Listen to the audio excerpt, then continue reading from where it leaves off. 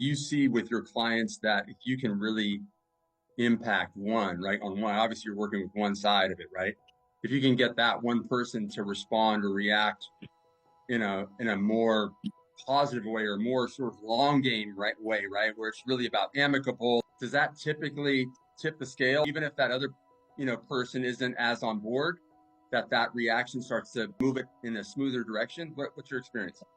Yeah, absolutely. And that's a lot of the coaching that we do is around communication coaching and conflict management, just helping them manage themselves, manage their own communication, manage the way that they handle the conflict.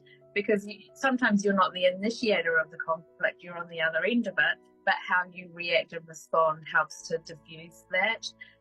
And so, yeah, just giving them some tools and some direction on how they can show up differently and be better in the process, and sometimes just not get dragged into that other person's way of communicating or causing conflict. So yeah, making them see that if they can be what we call their best self in that process, and we have an exercise that we work through them with them on what does their best self look like and what does it look like when they potentially are being triggered or having their buttons pushed and they're not potentially in their best self in that moment.